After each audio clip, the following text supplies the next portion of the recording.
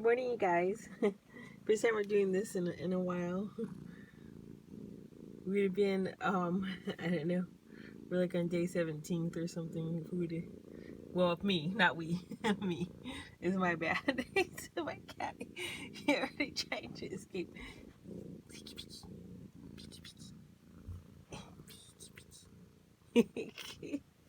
I'm telling you, usually you sit right here, and be a good boy, and just go to sleep. And I don't like doing anything by myself, even Bible reading. What you call? But what was I gonna say? My other cat was in here earlier. Look, there's my shoe. Everything is like that's my big cat. She was in here earlier. Here we go. You want to read too? You want to read too? You want to read too? Crazy kitties. Crazy kitties. Nice. Nice kitty. He's getting bigger and older. And you know what? I meant to have him fixed, but then all this stuff happened. And I wanted to have him fixed, but so he wouldn't become so wild.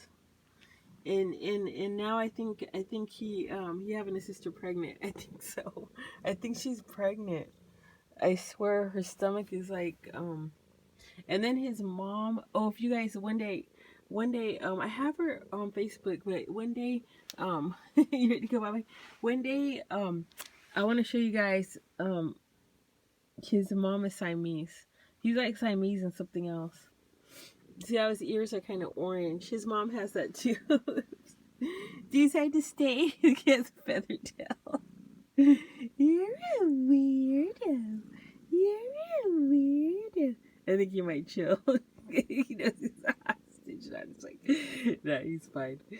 I think so. Do you want to go or you want to stay? Do you want to go or you want to stay? He has a really big fur. And see how you can tell? This is my other cat. See how you can tell that what you call his face features are like really prominent because it's a boy. But like I've had really pretty cats. I wish you guys could see his eyes. He has really blue eyes. I've had other cats that they have blue. I mean, they have really soft features. His is more prominent in his mouth, like when he yawns, is a more prominent yawn. He's not a hostage, you guys, really. He's gonna go lay down. Maybe not. Are you a hostage? Okay.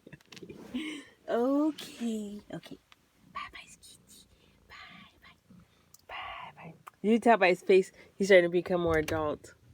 Okay, go ahead. Go, bye-byes. See, his tail's like a feather tail.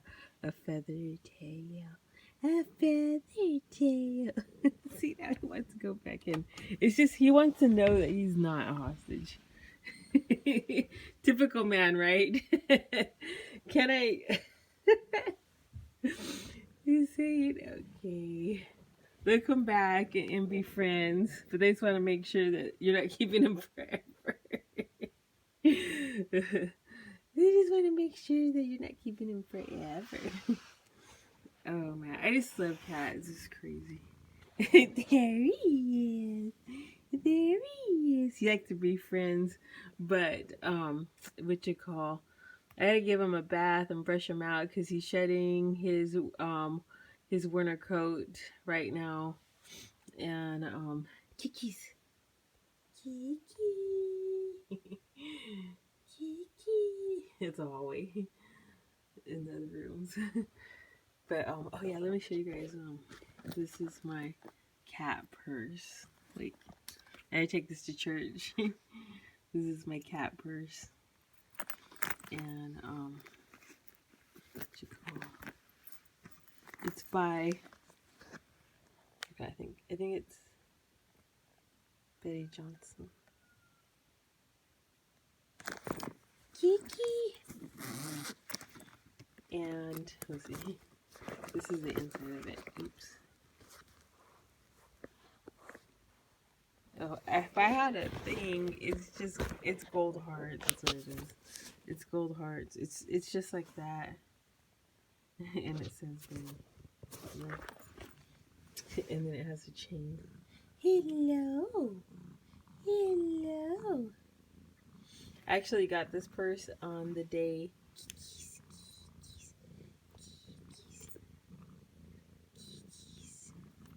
Yeah, I have to play with the sheep. What are you doing? What are you doing? And then it has this in the back, this little accent right here. And it does say her full name. Betty Johnson. Betty Johnson. Hey you. Hey you. Hey you. I got this at what you call Burlington. I don't live that far from Burlington. And now Ross. And they're both closed, and it's so sad to see their parking lot all empty and everything. And it looks like the kitty's sleeping. But yeah, I like those stores. I can't go that much, but it's fun. It's fun when I can. It's fun because they have cute stuff over there. So I got these a long time ago. I don't even know where I got them. And I just hang up my shoes right here on this mirror thing. You can barely see anything in here. I need a lot of floor light. How are you? How are you? How are you? He's wondering around. Okay, we'll get back. We'll leave that cracked open, and if he wants to come in, he can come in, and we'll get back to our Bible study. Okay, let's get turn around. Okay, all right, we're doing Psalms 1, right? And we read all about the psalm. We already did that.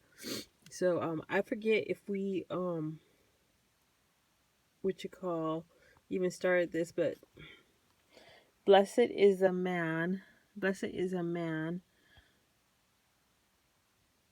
that walketh not. I'm trying to focus it here. Blessed is the man that walketh not in the counsel of the ungodly, nor standeth in the way of sinners. But his delight, so he ain't, what I used to doing what I used to do, standing on the street court drinking 40, all right?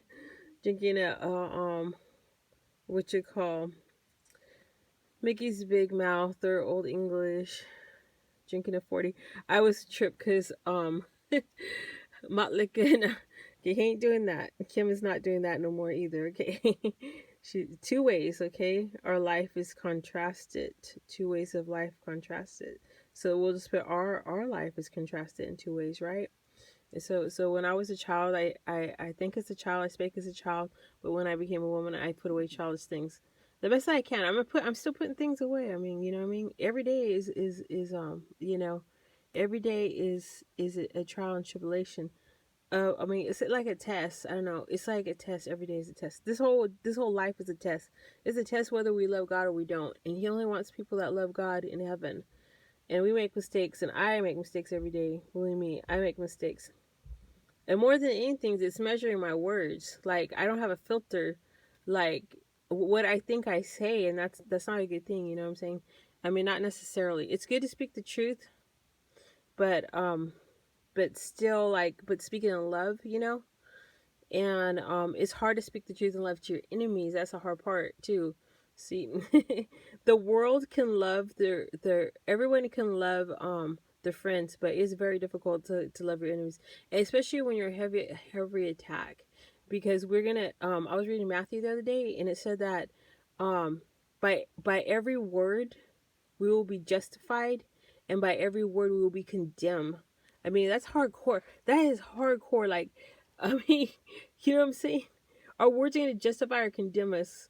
So it's always two paths. So, it's always like the fork in the road thing. So blessed is a man that walketh not in the counsel of the ungodly. So my counsel of the ungodly was rap music, and I was listening You know, let me see if I can remember what I was like. NWA, you know, and so I was listening to what you call, you know, just all about gangs and drugs and just, you know, and so that was the lifestyle I lived. Gangs, drugs, being incarcerated. I was in and out of juvenile hall constantly for months at a time, you know, literally out of my life, you know, wasting my life. And so it was for the counsel of the ungodly. And you know, so the counsel of the ungodly can be music, and music is very powerful. So be careful what music you listens to, because that's the counseling I was listening to, you know. Wasn't nobody like telling me, you know, what's up, Kim, you know, da da da da da. You know, and I had homies or whatever, I had friends, you know, and we'll kick it and all that, but ain't nobody trying to make me do anything, you know. Kim wanted to do that on her own because Kim was listening to NWA. Kim was listening to Sir Mix a Lot, you know. Kim was listening to all these rappers and everything. Al J, but Al J, he's all about love and lust. See, when I'm alone in my room, sometimes I stare at the wall, and in the back of my mind I hear my conscience call.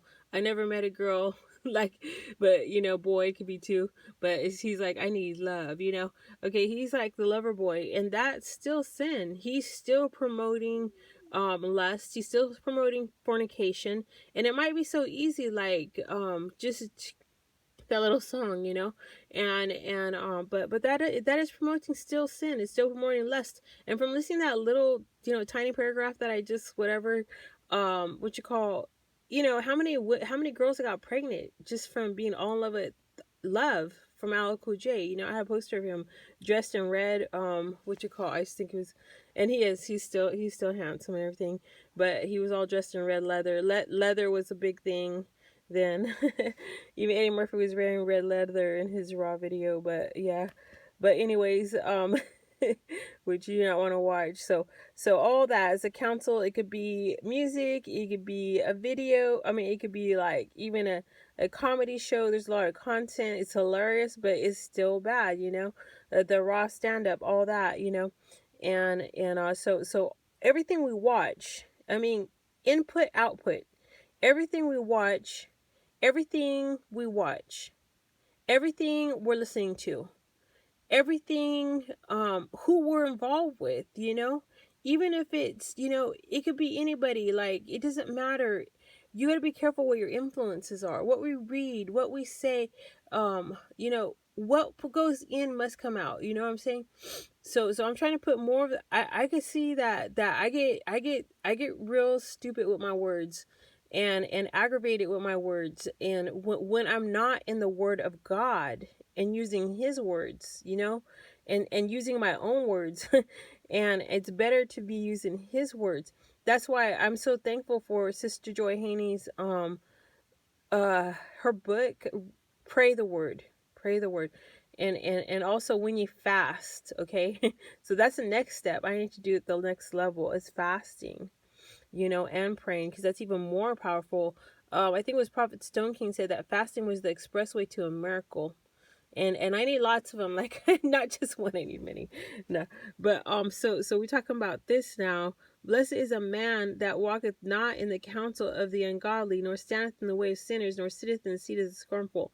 So even the scornful, you know, and I, you know what, NWA, like, you know, they don't know any better, but they, you know, they are having this influence. So they're we're having this influence. Okay, and we're standing in the way of sinners. They're sinners. Okay, and I'm just gonna use them as examples because they were my favorite rap group. Nor sitteth in the seat of the scornful. See, and what does NWA stand for? It, you know, I mean, niggas with attitudes, right?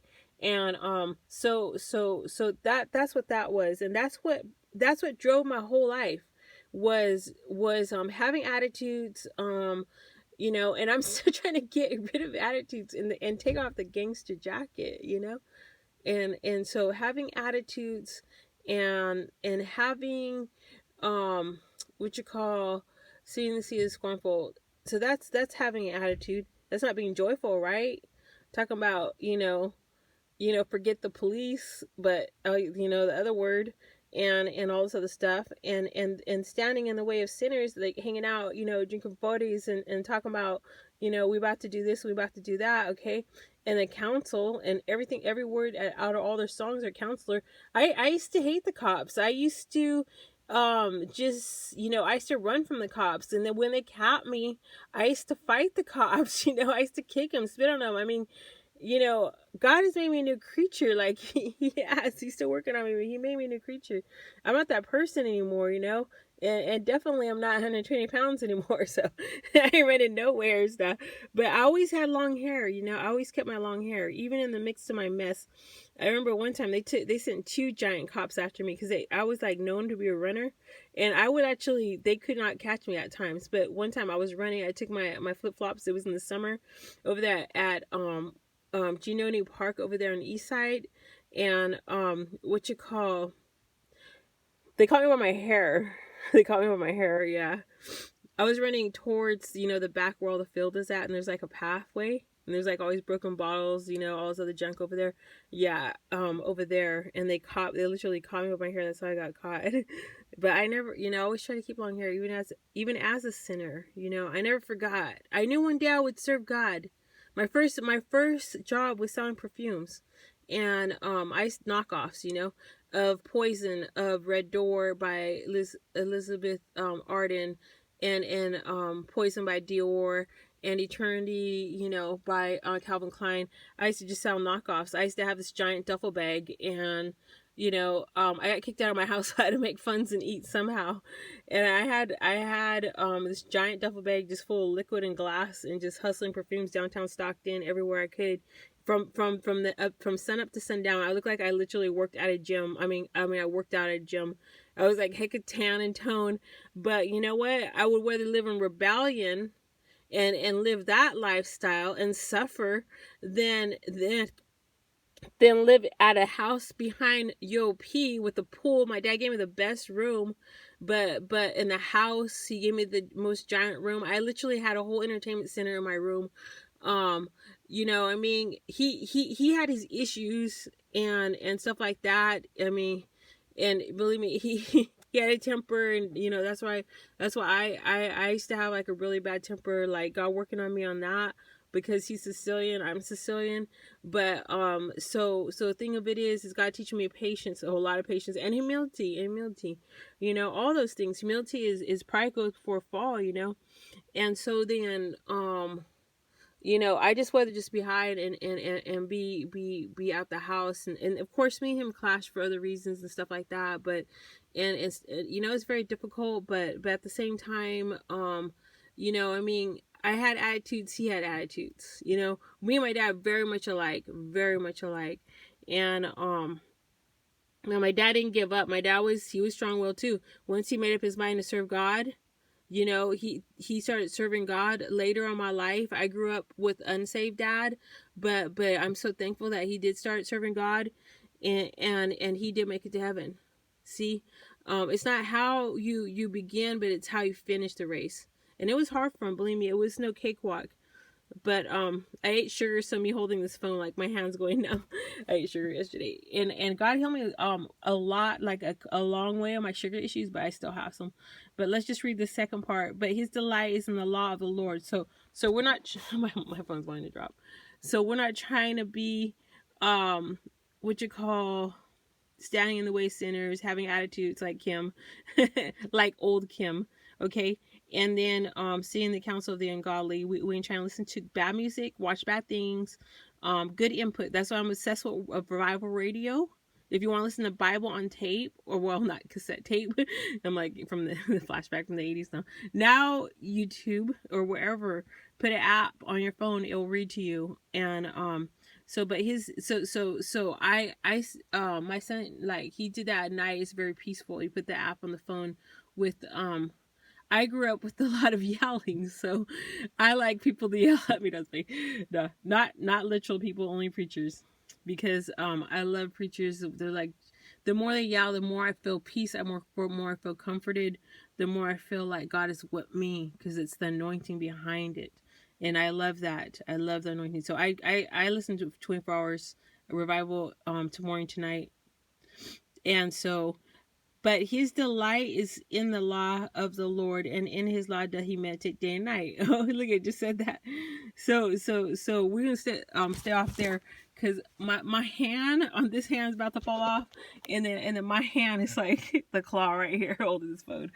So anyways, I just want to tell you guys that we are at a pathway. We are at a crosswalks. Every day of our life is a crosswalk, because we don't know if that's gonna be the day, that we're gonna die, or that the rapture is gonna happen. So our choice for that day is the most important. So Reverend Court Shavis on Revival Radio, he says the most important day. You can look it up on YouTube. The sermon's called The Most Important Day. So he said the most important day, 2 days. 2 days. Okay, today is one day, and then the other day is the judgment day.